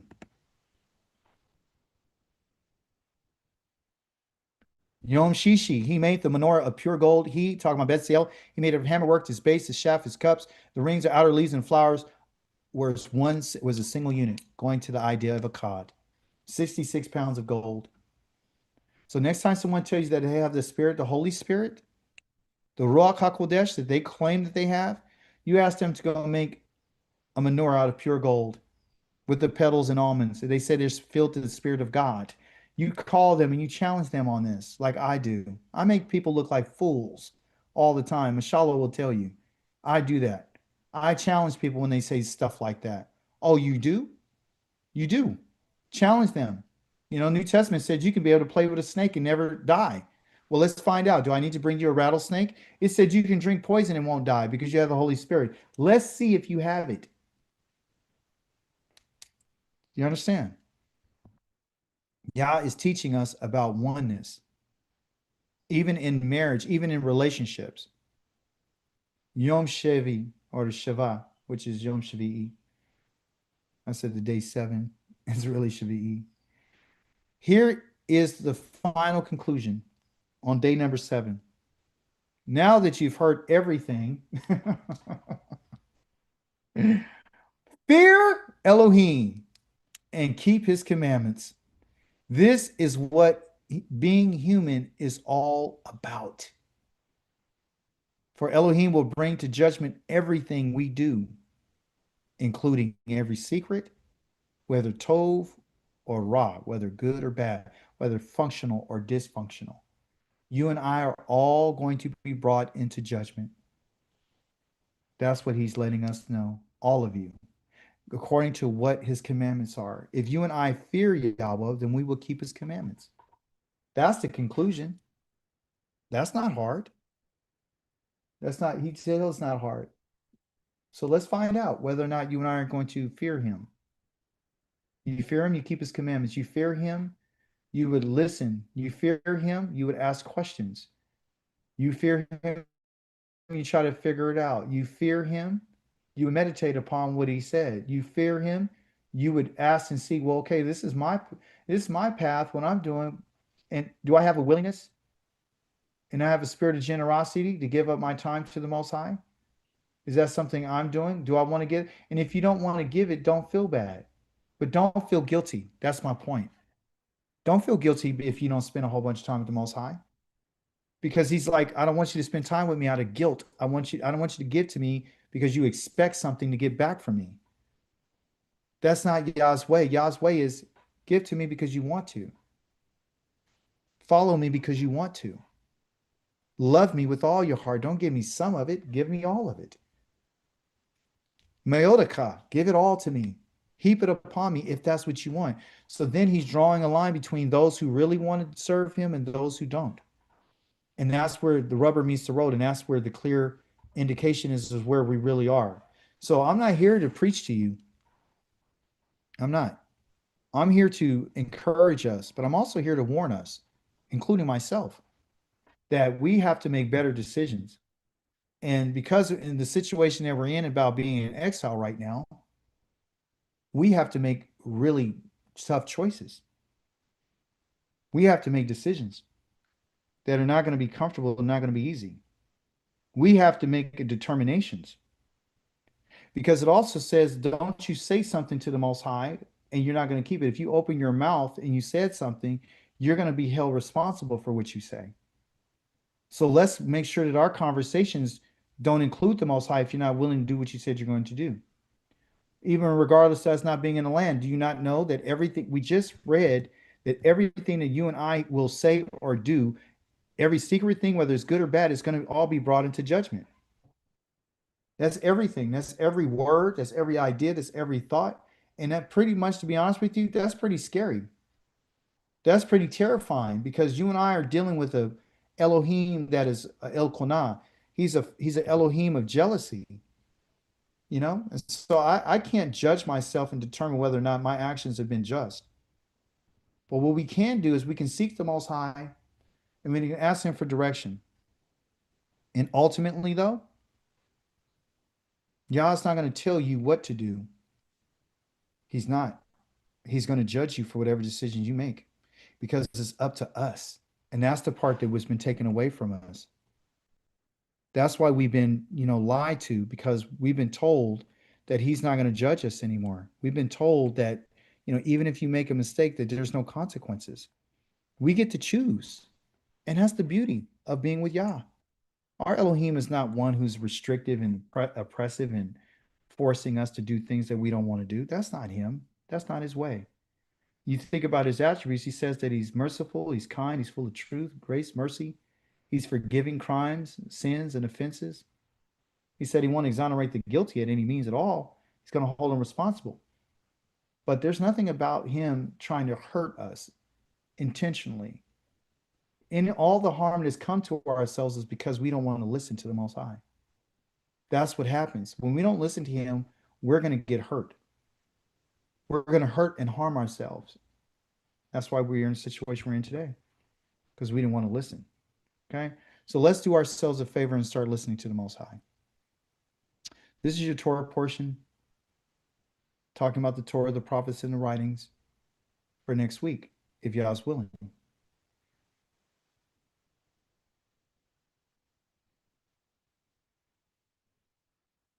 And I want to thank each and every last one of you for coming to class today.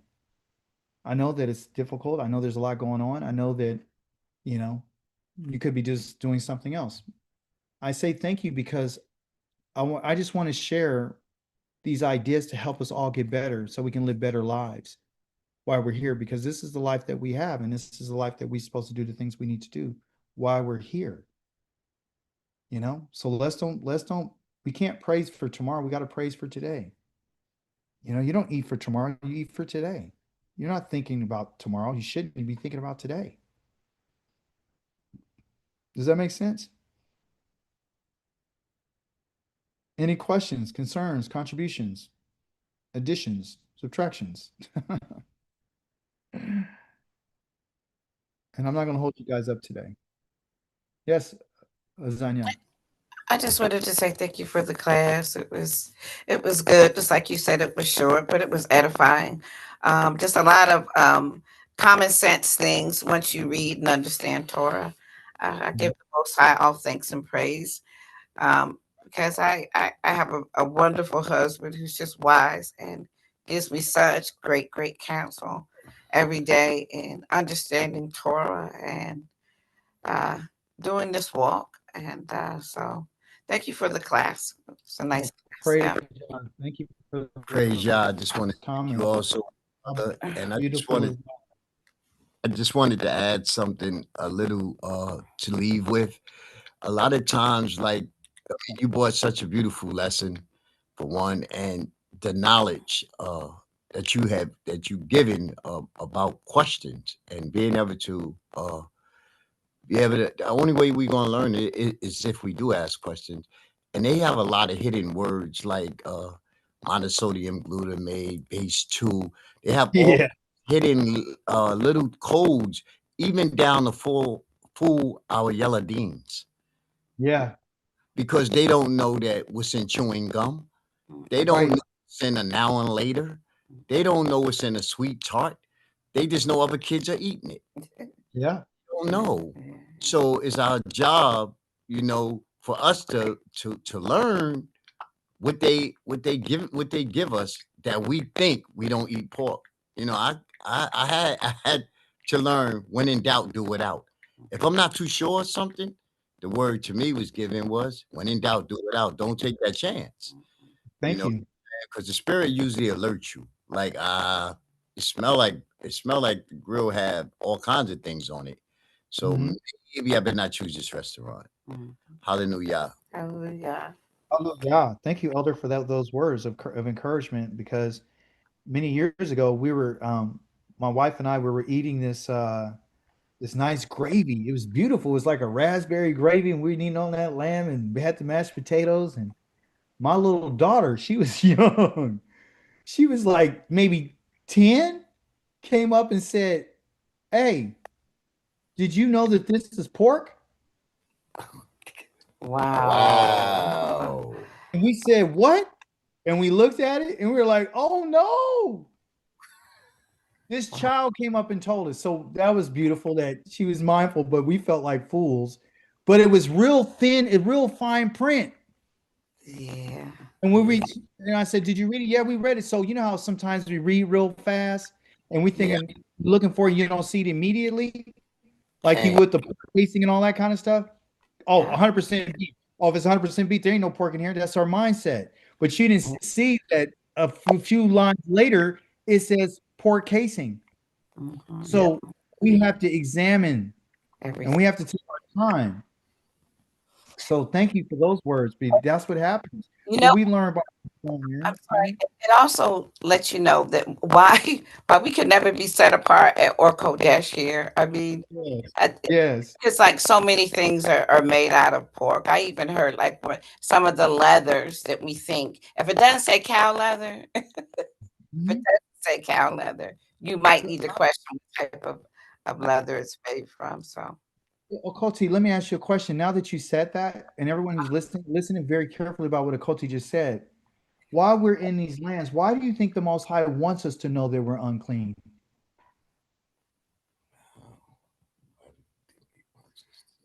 because well, wasn't that the job of the priest to teach us the difference Yes. And he wants being us to know where you're at. He right? wants us to know that you're separated from him. He wants you to know that the God that you and I were given out here is not him. Yes. That's the only way you would know it. But as long as you're saying that you're clean and the food is clean and you're good and you got the Holy Spirit, then you're missing the whole understanding about the set apartness of Yah. That's why he's done what he's done to us to bring this to our attention. So he uses concepts like Ikkad, the joining of everything, and telling us if you do this, you're going to get the death penalty for this. Why? Because I'm letting you know that I'm set apart. Mhm. And if you're going to say that you're going to serve me, then you got to understand that all because you say it doesn't mean that it's true. I will show you that I'm set apart. You don't define my holiness. You don't get to set the standard on the Most High. We don't get to tell him that, yeah, you said, but because we're here, we're going to do this anyway. We don't get to do that. That is an abomination to the Most High. And that's rebellion. And that's what he's talking about when he says, I'm going to deal with the rebels. He's dealing with the individuals who, okay, what did he tell Moses why him and his brother wasn't going into the land? Because they didn't uphold him in front of the people. You didn't sanctify me. That was his words. You did not sanctify me. You didn't make a difference between me and you. That's why you're not going in. That's what he told Moshe. So that's a warning to us. Okay, can you elaborate a bit on that? When you mean the separation, can you elaborate a little bit The more if you don't mind, separation is, please? okay, thank you, Koti. When Most High told Moses, he said, "Look, go talk to the people." Prior to this, the Most High told Moses, "Go ahead and hit the rock and bring the water out of it." Right. So this time, Moses is like, "Hey, the people are complaining. You know, what am I supposed to do with these people?" He said, "Okay, the people are complaining. Go give them water. But this is what I want you to do. I want you to stand before the rock and I want you to speak to it in front of the people." Okay. Moses did not do that. What he did was he went out there and called them a bunch of rebels and started talking crazy to them. And then he struck the rock twice. Okay. When the Most High said that you have done this, what you and your brother did not sanctify me, which was that you didn't make a separation between what I said and what you did. I never told you to do that. So now you've given the people a cause not to know that I'm with them. Because the first time, the question was, do the people are like, is he with us or not? Chapter number 17 in the book of Exodus. If he's with us, then why are we out here with nothing to drink? So that was the question. So this last time that they needed water, that was an opportunity that Moses stole from the Most High to prove to the children of Israel that our Elohim is one that you can talk to, and he would give you what you need without this whole idea of Moses pushing his way. Besides what the Most High told him to do, he robbed the Most High.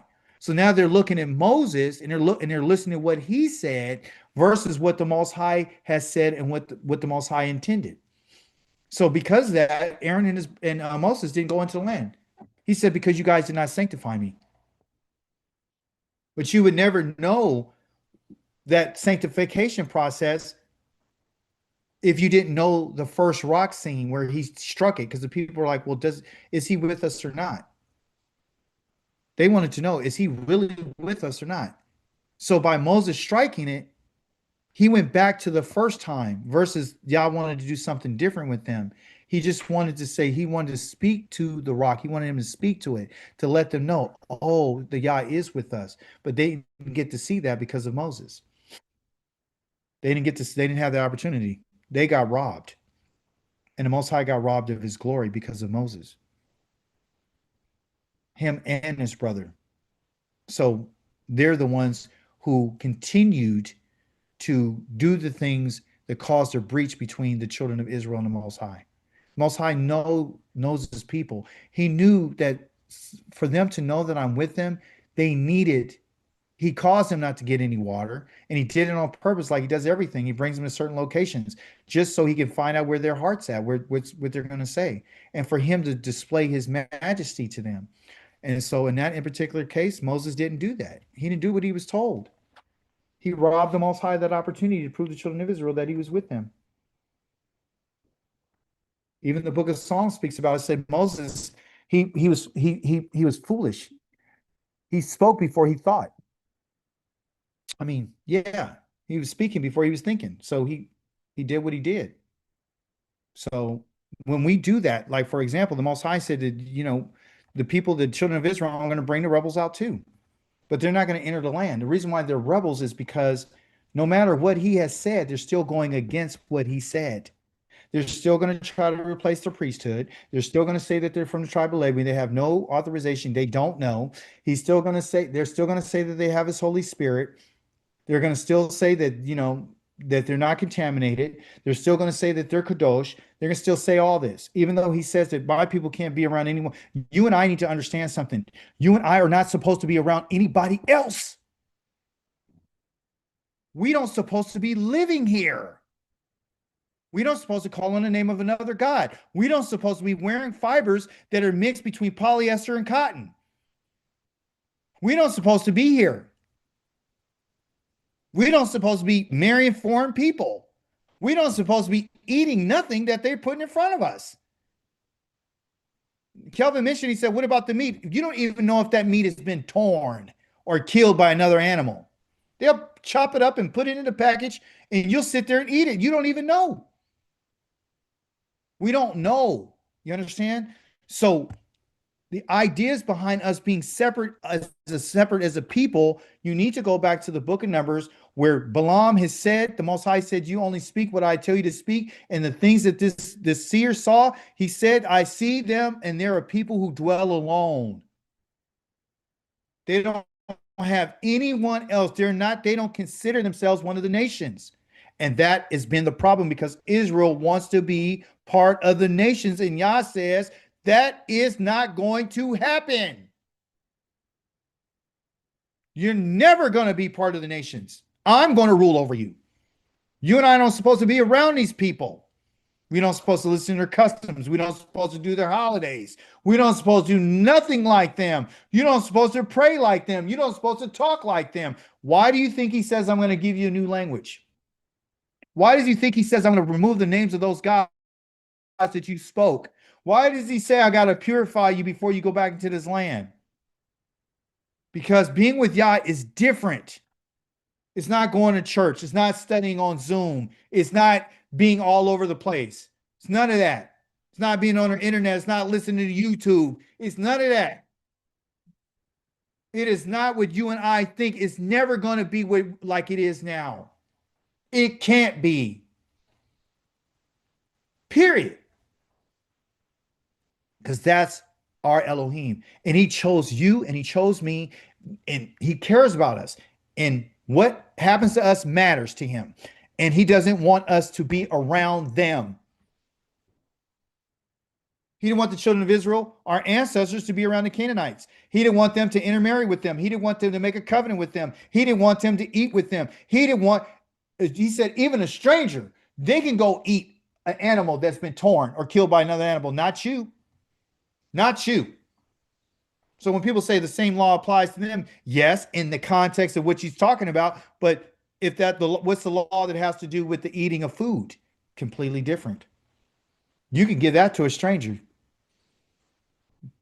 But the stranger, on the other hand, they have to make a decision. Am I going to be like the children of Israel? I don't want to eat that. You join yourself to Israel, you don't eat meat that's torn. So it's not based on just allowing them to come in and we do what we want to do. It's literally saying, hey, we're different. No other people on the face of this earth is going to be called the set apart ones by the Most High. The people are going to actually pronounce that name on you and say, these are the chosen ones. These are the ones who he chose. He's going to make a distinction between us and every other people. He's going to make a distinction between us and every other nation. You're going to be the chief of the nations. That can only happen when Yah elevates us to that position. And you and I are not going there into that position unless we're willing to listen to what he says. Period. And the only way you'll know if you're going to do what he says is if you have done what he has said, past tense. If you have a desire to do what he has said, past tense, then future tense, you'll do what he says. And by the way, we have to prove that. We have to prove it. Y'all says, you guys have said that whatever you say, I say I'll do, and we didn't do it. So he's not going for the conversation about, yeah, I'll do it. Yeah, making empty promises. We have to keep our word. And matter of fact, he said, I'm going to bring you into the obligations of the covenant when I do bring you out. You understand? That's where it's at. That is where it is for us. So that's what you and I have to look forward to. So we have to accept this, that you are going to be different. You are going to be separated. You can hang on to everybody else if you want to. You can. I'm not saying separate and be like, hey, I'm not your friend anymore. All I'm saying is you have to make a determination for yourself and like, you know what? I don't participate in these things. Like Elder said, some things you just still can't eat. That's what it is. You get any questions about it? I'm not eating it. You got a place that you're going to, and you know what you know these people hate the Most High, and you know that they're involved in perversions and stuff. You got to make that choice, and you got to be like, no, I'm not with that. I can show you all through the Psalms where David clearly said, I'm not going to hang around with anybody that's telling lies or that's being deceitful or that's talking about somebody behind their back. I'm not doing that. I'm not dealing with the wicked on that level. That's the decision that he made. He said, no liar can live in my house. And he said, matter of fact, the companions that I have are going to be the people that love and obey you. Those are my companions. But we're needy. We need a whole bunch of people to make us feel like like we're okay and that you're not weird because you want to follow what the Most High says. My family's turned on me. They have. Why? Because I keep the laws, the statutes, and the commandments. That's what happened to me. And that's what's going to happen to you. And you need to understand that and you need to accept it. And I can show you where the Most High said, you made fun of my servants because they were doing what I said. Now you're the ones who are going to be hungry. You're the ones who are going to be sad. You're the ones who are going to cry out of anguish of heart because you didn't do what I said, because when I called, you didn't listen. You didn't respond. You didn't hear what I had to say. So their day is coming. You understand? That's what it is. So be unified in your thought. Have your own mindset. Be stirred up from within yourself. Be impelled or compelled by what you want to do for Yah. And don't give a hoot about what nobody else is talking about. You shouldn't care, because they don't care about you. They don't care what your relationship with the Most High. So there's people in our Torah portion that did not give Yah nothing. There's people that sat down and watched everybody else give, and they didn't give. And guess what? Yah never said, oh, you didn't give to me. He didn't want it from them. He only wants it from the people who wants to give it to him. Don't you get it? I don't want nothing from my wife unless she wants to give it to me. I don't want it. You can't give it to me because you want to. I don't want it. That's who I am. You know, I don't give her something because I just got to give it to her. Here you go. No, don't work like that. That's not a relationship. You understand? So that's what it is. Yah has given us relationships to teach us that, hey, you come near me and you want to be close to me. If this is designated, this is the family, this is the family. If this is the place, this is the place. If this is the food, this is the food. If this is the law, this is the law. This is the teaching, this is the teaching. This is set apart time. This is the time you show up. That's not open to suggestion. And you and I are not going to go and try to change what he said. That is the love and the respect and the fear and the dread of Yah, to let us know you and I are not going to change what he said. Do you understand? So if he says that this is where I want you to be and you can't be there, Yah, I'm sorry, I can't be there. Forgive me and my family and my ancestors because they screwed up. And I'm here to change that. And I'm not going to change it by trying to change your word. I'm going to do exactly what you said, even at my own expense. And I'm not going to try to give something to God that he didn't ask for. Did he ask for platinum? No, he didn't. He did not ask for it. Did he ask for camel fur? No. Did he ask for a camel hump? No. Did he ask for a leopard skin? No, he didn't. Very specific things that he asked for. Did he ask for yellow or gold color stuff? No, he didn't. He asked for tequila, the argamon, the purple, and the crimson. There's certain things that he asked for. So don't give him something he didn't ask for. That's what we need to be understanding. If I asked you for it and I asked you for a certain amount, don't give me what I didn't ask you for. Let's give him what he asked. That's how simple this is. So let's not make it complicated. Let's not, make it hard. Let's just accept what he has said in a story. This is the commandment. And that's it. Nothing else to be talked about. That's what I do. And that's what you're going to do. You're going to stick to the commandment. We're not going to add anything to Yah's words. We're not going to create a whole nother doctrine or a whole nother teaching. I'm not going to tell you something that's not in the Torah. If I can't find it, I'm not going to make it up so I can seem like I know what I'm talking about. I don't know nothing outside of what he said. Period. That's where we're going.